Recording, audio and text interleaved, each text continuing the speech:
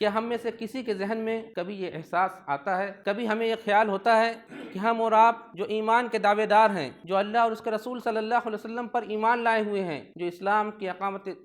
اور اسلام کی سربلندی کے لیے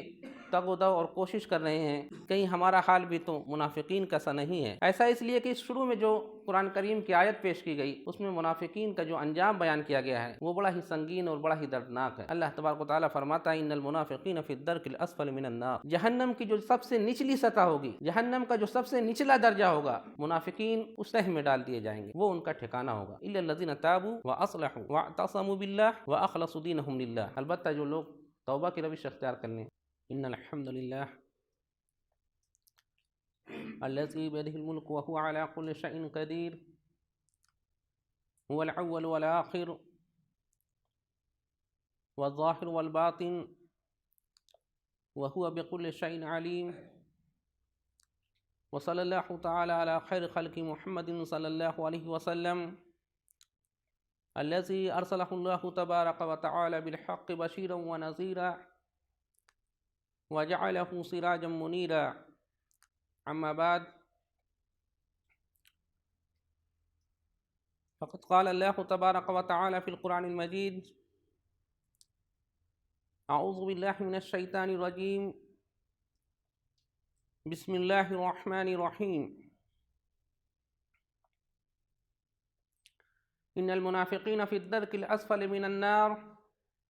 ولن تجد لهم نصيرا إلا الذين تابوا وأصلحوا واعتصموا بالله وأخلصوا دينهم لله فأولئك مع المؤمنين وسوف يؤتي الله المؤمنين أجرا عظيما وقال النبي صلى الله عليه وسلم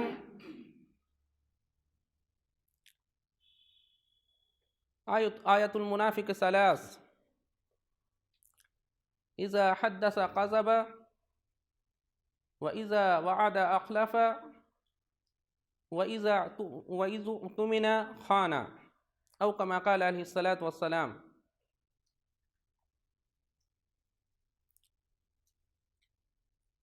حاضرین گرامی،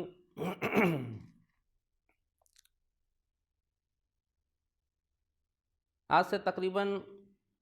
14.5 صدی قبل کا ایک واقعہ صحیح مسلم نے اپنی مسلم میں بیان کیا ہے۔ ایک مشہور صحابی ہیں حضرت حنظلہ ابن ربیع رضی اللہ تعالی عنہ۔ ایک مرتبہ وہ اپنے گھر سے باہر آئے، چہرے پر پریشانی کے عجیب سے آثار نظر آ رہے تھے۔ راستے میں حضرت ابوبکر صدیق رضی اللہ تعالی عنہ سے ان کی ملاقات ہو گئی۔ حضرت صدیق اکبر رضی اللہ تعالی عنہ نے ان کے احوال دریافت کیے۔ انہوں نے بڑی ہی بے چینی اور اضطراب کی کیفیت میں فرمایا نافق حنظلہ، حنظلہ تو منافق ہو گیا۔ حضرت صدیق اکبر رضی اللہ تعالیٰ عنہ جو حضرت حنظلہ کے مقام و مرتبے سے واقف تھے، انہوں نے کہا سبحان اللہ، یہ کیسی بات کر رہے ہیں آپ، سبحان اللہ۔ اور اس کے بعد پوچھا کہ واقعہ کیا ہے؟ حضرت حنظلہ رضی اللہ تعالیٰ عنہ فرماتے ہیں کہ ہم اللہ کے رسول صلی اللہ علیہ وسلم کی مجلسوں میں ہوتے ہیں، اللہ کے رسول صلی اللہ علیہ وسلم جنت اور جہنم کے تذکرے کرتے ہیں، اس وقت ہمارے دلوں کی کیفیت عجیب و غریب ہوتی ہے۔ ایسا محسوس ہوتا ہے کہ جنت اور جہنم کے مناظر ہماری نگاہوں کے سامنے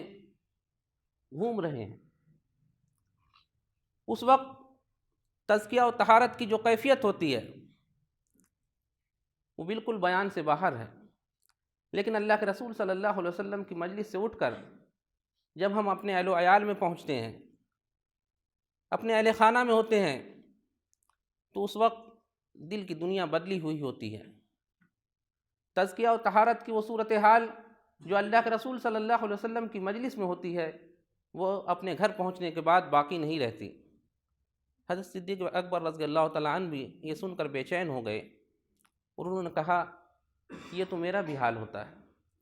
چنانچہ وہ اللہ کے رسول صلی اللہ علیہ وسلم کی خدمت میں تشریف لے گئے۔ وہاں انہوں نے اللہ کے رسول صلی اللہ علیہ وسلم سے اپنے احوال بیان کیے۔ اللہ کے رسول صلی اللہ علیہ وسلم نے فرمایا کہ اگر میری مجلس میں، اگر میری محفل میں تمہارے دلوں کی جو کیفیت ہوتی ہے وہ کیفیت اسی طرح باقی رہے تو فرشتے تمہارے بستروں پر، تمہارے راستوں پر تم سے مصافحہ کرتے ہوئے ملیں گے۔ اس موقع پر اللہ کے رسول صلی اللہ علیہ وسلم نے فرمایا تلک ساعہ و ساعہ، 3 مرتبہ اللہ کے رسول صلی اللہ علیہ وسلم نے یہ کلمات ارشاد فرمائے کہ ولیکن ساعہ و ساعہ، یعنی دل کی کیفیت بدلتی رہتی ہے۔ ایک وقت جب آدمی تزکیہ و طہارت کے اعلیٰ مقام پر ہوتا ہے اس وقت دل کی کیفیت، دل کی دنیا کچھ اور ہوتی ہے، اور پھر ایک دوسری کیفیت دل پر طاری ہوتی ہے۔ حاضرین، یہ واقعہ بطور تمہید کہ میں نے آپ کے سامنے صرف اس لیے بیان کیا کہ ہم اور آپ حضرت صدیق اکبر رضی اللہ تعالیٰ عنہ کے مقام و مرتبے سے بھی واقف ہیں، جنہیں ثانی اثنین کا لقب دیا گیا، اور حضرت حنظلہ ابن ربیع رضی اللہ تعالیٰ عنہ کے مقام و مرتبے سے بھی واقف ہیں جو کاتب وحی ہیں۔ یہ دونوں حضرات اپنے بارے میں نفاق کا شبہ کرنے لگتے ہیں، نفاق کا شک کرنے لگتے ہیں جب ان کے دل کی کیفیت بدلتی ہے۔ کیا ہم میں سے کسی کے ذہن میں کبھی یہ احساس آتا ہے، کبھی ہمیں یہ خیال ہوتا ہے کہ ہم اور آپ جو ایمان کے دعوے دار ہیں، جو اللہ اور اس کے رسول صلی اللہ علیہ وسلم پر ایمان لائے ہوئے ہیں، جو اسلام کی اقامت اور اسلام کی سربلندی کے لیے تگ و دو اور کوشش کر رہے ہیں، کہیں ہمارا حال بھی تو منافقین کا سا نہیں ہے؟ ایسا اس لیے کہ اس شروع میں جو قرآن کریم کی آیت پیش کی گئی اس میں منافقین کا جو انجام بیان کیا گیا ہے وہ بڑا ہی سنگین اور بڑا ہی دردناک ہے۔ اللہ تبارک و تعالیٰ فرماتا ہے ان المنافقین فی الدرک الاسفل من النار، جہنم کی جو سب سے نچلی سطح ہوگی، جہنم کا جو سب سے نچلا درجہ ہوگا، منافقین اس تہ میں ڈال دیے جائیں گے، وہ ان کا ٹھکانہ ہوگا۔ الا الذین تابوا واصلحوا واعتصموا باللہ واخلصوا دینہم للہ، البتہ جو لوگ توبہ کی روش اختیار کر لیں، اخلاص اور للہیت اپنے اندر پیدا کر لیں، اللہ تبارک و تعالیٰ سے مضبوط تعلق استوار کر لیں اور اپنے دین، اپنی اطاعت کو اللہ تبارک و تعالیٰ کے لیے خاص کر لیں، اولئک مع المؤمنین، وہ لوگ مومنین کے ساتھ ہوں گے، وسوف یؤتی اللہ المؤمنین اجرا عظیما، اور اللہ تبارک و تعالیٰ اہل ایمان کو اجر عظیم سے نوازے گا۔ حاضرین، نفاق در حقیقت اس سرنگ کو کہتے ہیں جس کے اندر آدمی ایک طرف سے داخل ہوتا ہے اور دوسری طرف سے نکل جاتا ہے۔ منافق کی جو اصطلاح علماء نے بیان کی ہے، حقیقی منافقین دراصل وہ لوگ ہوتے ہیں جن کا ظاہر کچھ اور باطن کچھ، جو زبان سے تو کچھ اور کہتے ہیں لیکن ان کا عمل، ان کا کردار، ان کا کیریکٹر کچھ اور نظیر، کچھ اور مثال پیش کرتا ہے۔ اسی وجہ سے اللہ تبارک و تعالیٰ نے سورہ صف کے اندر اہل ایمان کو خطاب کر کے فرمایا یا ایھا الذین آمنوا لم تقولون ما لا تفعلون، اے لوگوں جو ایمان لائے ہو کیوں ایسی باتیں کہتے ہو جو کرتے نہیں ہو۔ علماء نے منافقین کی 3 قسم بیان کی ہے۔ ایک تو وہ شخص جو اسلام کا سخت مخالف ہو، اسلام کا کٹر دشمن ہو، لیکن اس نے اسلام کو زک پہنچانے کے لیے، اسلام کو تکلیف پہنچانے کے لیے اسلام کا لبادہ اوڑھ رکھا ہو، مسلمانوں کی صف میں داخل ہو کر اندر ہی اندر وہ مسلمانوں کو اذیت اور تکلیف پہنچا رہا ہو، اس کو اندر سے گھن کی طرح چاٹے جا رہا ہو۔ یہ سب سے سنگین اور اولین قسم ہے۔ اس کے بعد منافقین کی ایک قسم علماء نے یہ بیان کی ہے کہ وہ شخص ہے جس کے اسلام سے کچھ مفاد وابستہ ہوں، جو اپنے مفاد کے تحفظ، اپنے مفاد کی حفاظت کے لیے جس نے اسلام کا لبادہ اوڑھ رکھا ہو، یہ شخص بھی اسلام کی مخالفت میں اتنا ہی کٹر، اتنا ہی سخت ہوتا ہے۔ یہ عقیدے کا نفاق ہے جس کا انجام یہ واضح کیا گیا کہ ان المنافقین فی الدرک الاسفل من النار۔ اس کے علاوہ ایک عمل کا نفاق ہے۔ جو حدیث آپ کے سامنے پیش کی گئی اس میں اللہ کے رسول صلی اللہ علیہ وسلم نے فرمایا آیت المنافق ثلاث، منافق کی نشانیاں 3 ہیں۔ اذا حدث کذب، جب وہ گفتگو کرے تو جھوٹ بولے، وَإِذَا وَعَدَ أَخْلَفَ، کسی سے اگر وعدہ کرے تو وعدہ خلافی کرے، وَإِذَا اؤْتُمِنَ خَانَ، اگر کوئی اس کے پاس اپنی امانت رکھے تو امانت میں خیانت کرے۔ اس کے علاوہ بھی احادیث کے اندر منافقین کی کچھ خصلتیں بیان کی گئی ہیں، اس میں سے ایک یہ بھی ہے وَإِذَا خَاصَمَ فَجَرَ، اگر اس سے کسی کا جھگڑا ہو جائے، کسی سے مخاصمت کی کوئی صورت پیدا ہو جائے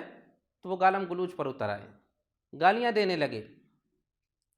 اسی طرح سے احادیث میں یہ بھی بیان کیا گیا ہے وَإِذَا عَاهَدَ أَخْلَفَ وَإِذَا عَاهَدَ غَدَرَ، کہ اگر وہ کسی سے معاہدہ کرے، کسی سے کچھ لین دین کا کوئی معاملہ کرے تو غدرہ، دھوکہ دے، بے وفائی کرے۔ یہ تو احادیث کے اندر منافقین کی خصلتیں بیان کی گئی ہیں۔ اس کے علاوہ اگر ہم قرآن کریم کا مطالعہ کریں، قرآن کریم کے صفحات کا جائزہ لیں تو ہم دیکھتے ہیں کہ قرآن کریم میں منافقین کی ایک طویل فہرست نقل کی گئی ہے۔ مولانا صدر الدین اصلاحی رحمۃ اللہ علیہ کی ایک مشہور کتاب ہے حقیقت نفاق، تقریباً 67 خصلتیں انہوں نے بیان کی ہیں جو منافقین کی خصلتیں ہیں۔ ہمیں اور آپ کو اپنا احتساب کرنا چاہیے کہ کہیں ہمارے اندر تو یہ خصلتیں پروان نہیں چڑھ رہی ہیں۔ اگر ہمارے اندرون میں بھی اس طرح کی خصلتیں موجود ہیں تو ہمیں اپنی اصلاح کی فکر کرنی چاہیے، ہمیں احتساب کرنا چاہیے۔ حضرت ابو ملیکہ رضی اللہ تعالیٰ عنہ سے ایک روایت منقول ہے، وہ کہتے ہیں کہ میں نے صحابہ کرام میں سے کم سے کم 30 ایسے صحابہ کو دیکھا جو اپنے آپ کے بارے میں نفاق سے بہت ڈرتے رہتے تھے۔ صحابہ کرام کا جو مقام و مرتبہ ہے ہم سب اس سے اچھی طرح واقف ہیں، لیکن وہ بھی اگر دین کی اطاعت میں کسی بھی طرح سے ان سے کوئی کوتاہی ہوتی تھی تو وہ خوفزدہ ہو جاتے تھے کہ کہیں ان کے اندر منافقین کسی خصلت تو نہیں پیدا ہو گئی۔ حاضرین، ہم اور آپ اپنا احتساب کریں۔ قرآن کریم میں اللہ تبارک و تعالیٰ نے جو منافقین کی بہت ساری خصلتیں بیان کی ہیں، اس میں سے چند چیزیں میں آپ کے سامنے پیش کرتا ہوں۔ پہلی چیز جو منافقین کی صفت یا ان کی کیفیت قرآن کریم میں پیش کی گئی ہے وہ یہ کہ مخالفت و اوامر اللہ تبارک و تعالیٰ کے جو احکامات ہیں وہ اس کی خلاف ورزی کرتے ہیں۔ اللہ کا حکم کچھ اور ہوتا ہے، منافقین کا طرز عمل کچھ اور ہوتا ہے۔ اللہ کا مطالبہ کچھ اور ہوتا ہے، منافقین کا عمل اس کے برعکس کچھ اور ہوتا ہے۔ اسی طرح سے منافقین جس سے ان کا تعارف، اس کی پہچان آسان ہو جاتی ہے، قرآن کریم نے بہت تفصیل سے اس کو بیان کیا ہے کہ ان کے اندر ریاکاری پائی جاتی ہے۔ وہ اللہ تبارک و تعالیٰ کی خوشنودی اور اس کے رضا کے حصول کے لیے عمل نہیں کرتے، بلکہ وہ دنیا کو دکھانے کے لیے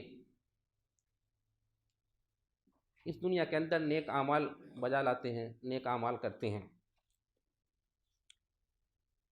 اسی طرح سے منافقین کا ایک وصف قرآن کریم کے اندر یہ بھی بیان کیا گیا ہے کہ وہ عبادات کی ادائیگی میں بڑی ہی سستی، بڑی ہی کاہلی کا مظاہرہ کرتے ہیں، بالخصوص نماز سے وہ بہت غفلت برتتے ہیں۔ حاضرین، ہم اور آپ اگر واقعی سنجیدگی سے اپنا جائزہ لیں تو ہم دیکھیں گے کہ ہم میں سے ہر فرد کہیں نہ کہیں اس کے اندر یہ عادت پائی جاتی ہے۔ ہم میں سے ہر فرد کا عبادات کا جو حال ہے، نماز میں ہماری سستی اور کاہلی کا جو حال ہے، یہ کسی سے چھپا ہوا اور کسی سے مخفی نہیں ہے۔ ہر شخص اگر اپنا احتساب کرے تو وہ خود اچھی طرح اندازہ کر سکتا ہے کہ اس کی عبادات کا کیا حال ہے، اس کی نمازوں کا کیا حال ہے، نماز میں جماعت کے اہتمام کا کیا حال ہے۔ منافقین کا قرآن کریم نے اس موقع پر جو وصف بیان کیا ہے، اللہ تبارک و تعالیٰ فرماتا ہے ان المنافقین یخادعون اللہ وهو خادعهم واذا قاموا الى الصلاة قاموا كسالى يراعون الناس ولا يذكرون اللہ الا قلیلا۔ کہ منافقین اللہ تبارک و تعالیٰ کو دھوکہ دینا چاہتے ہیں، حالانکہ اللہ تبارک و تعالیٰ انہیں خود دھوکہ دے رہا ہے۔ وَإِذَا قَامُوا إِلَى الصَّلَاةِ، جب یہ نماز کے لیے کھڑے ہوتے ہیں، قاموا کسالى، تو بڑی ہی سستی سے، بڑی ہی کسل مندی کے ساتھ، بڑی ہی تاخیر اور ڈھیلے پن سے وہ نماز کے لیے آتے ہیں۔ اللہ تبارک و تعالیٰ نے ان کی نمازوں کا وصف یہ بیان کیا ہے کہ یراعون الناس، یہ لوگوں کو دکھانے کے لیے نماز پڑھتے ہیں، ولا یذکرون اللہ الا قلیلا، اور اللہ تبارک و تعالیٰ کا ذکر بہت تھوڑا سا، یعنی نماز کی جو کیفیت ہونی چاہیے، نماز میں انابت، خشیت اور للہیت کی جو کیفیت ہونی چاہیے وہ ان کے نمازوں میں نہیں پائی جاتی۔ اسی طرح سے منافقین کا قرآن کریم نے ایک وصف یہ بیان کیا ہے کہ وہ کثرت سے قسمیں کھاتے ہیں، بات بات پر قسمیں کھانا منافقین کا وطیرہ ہوتا ہے، ایک طرح سے ان کی عادت ثانیہ بن جاتی ہے، ان کے دلوں کے اندر جو چور ہے اس کی بنیاد پر انہیں یہ احساس اندر سے کچوکے لگاتا رہتا ہے کہ اگر وہ اپنی بات لوگوں کے سامنے پیش کریں گے تو شاید لوگ اس کی بات کو تسلیم نہ کریں، لہٰذا ہر بات کو موقت کرنے کے لیے، اس میں تاخیر پیدا کرنے کے لیے وہ ہر بات کو قسم کھا کے پیش کرتے ہیں۔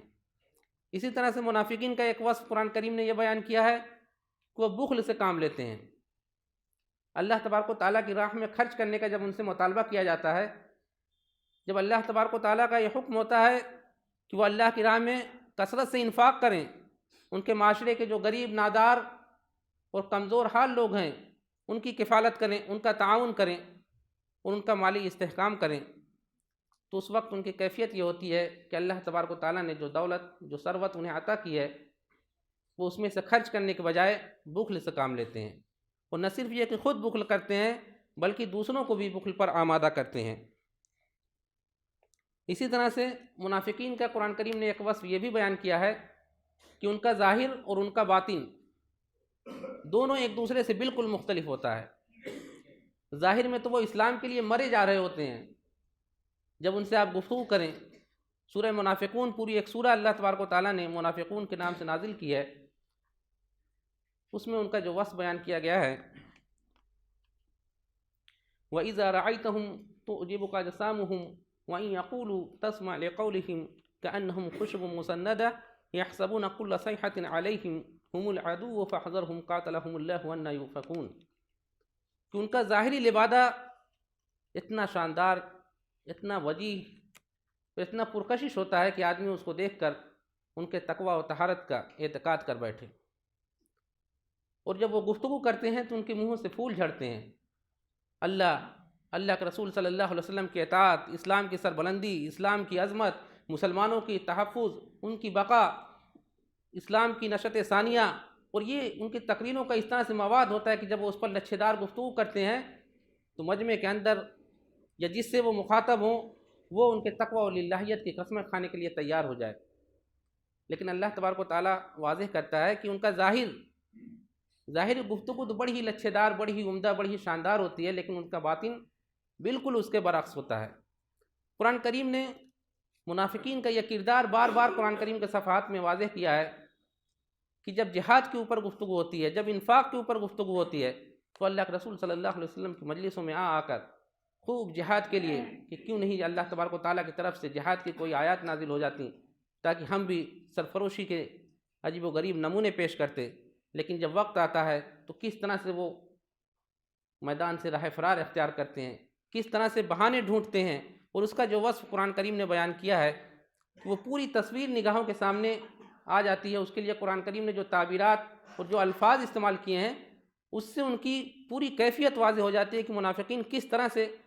جنگ میں شرکت سے، جہاد میں شرکت سے اپنے آپ کو بچانے کی کوشش کرتے تھے۔ تو یہ چند اوصاف، چند صفات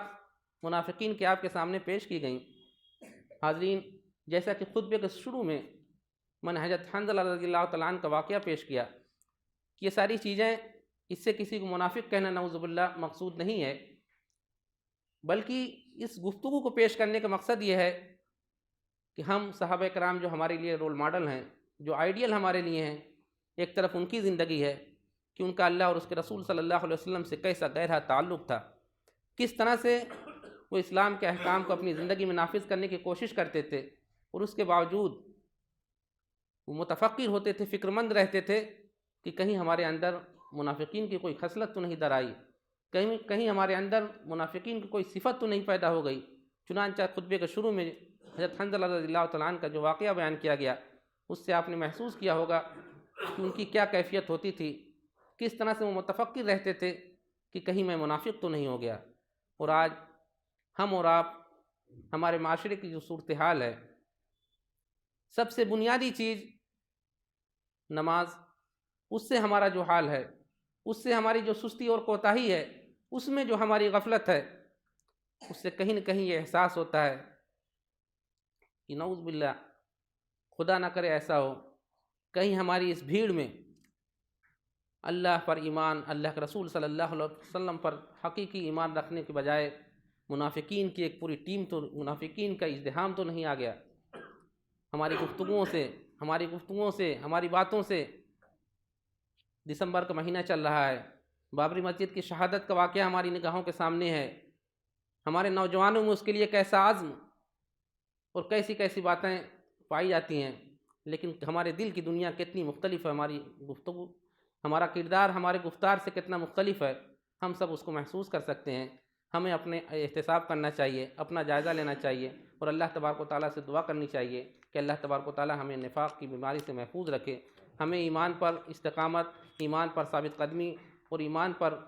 اپنی زندگی کو ختم کرنے کی توفیق عطا فرمائے۔ اقول قولی ھذا واستغفر اللہ لی ولکم ولسائر المسلمین فاستغفروہ انہ ھو الغفور الرحیم۔